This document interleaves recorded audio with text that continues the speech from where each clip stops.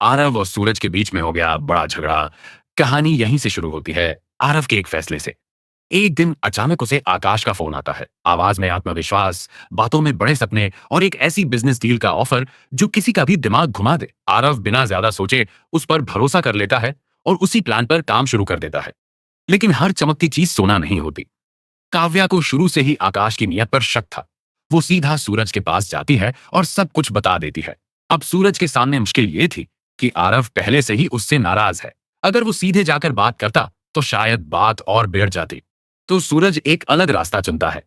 वो ईशा से मदद मांगता है। उसके शब्दों में चिंता साफ थी।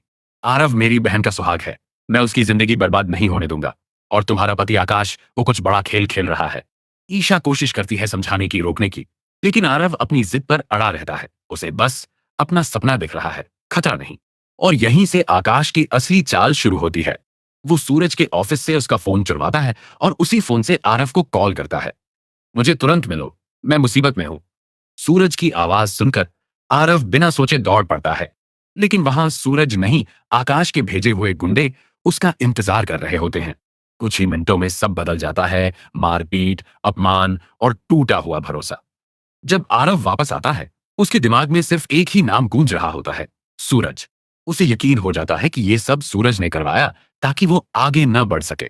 गुस्से में वो सीधे सूरज के पास पहुंचता है और बिना कुछ सुने उस पर बरस पड़ता है। सूरज बार बार समझाने की कोशिश करता है, लेकिन जब भरोसा टूट जाए तो सच भी झूठ लगने लगता है। फिर एक छोटा सा सबूत सब कुछ बदल देता है। ऑफिस की सीसीटीवी फुटेज। आरव जब वो फुटेज देखता है तो उसकी आंखों के सामने से पर्दा हट जाता है। असली खिलाड़ी सामने आता है, आकाश। अब कहानी एक नए मोड़ पर खड़ी है। एक तरफ धोखा, दूसरी तरफ सच, और बीच में साले और जीजू की जोड़ी जो अब आकाश को सबक सिखाने के लिए तैयार है। तो अब सवाल ये है, क्या आरव और सूरज मिलकर आकाश का खेल खत्म कर पाएंगे? क्या टूटा हुआ भरोसा फिर से जुड़ पाएगा?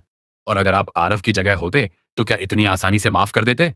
कमेंट में अपनी राय जरूर बताना। और अगर आप चाहते हैं कि आकाश को उसकी सजा मिले तो वीडियो को लाइक करें, चैनल को सब्सक्राइब करें और कमेंट में लिखें जय माता दी।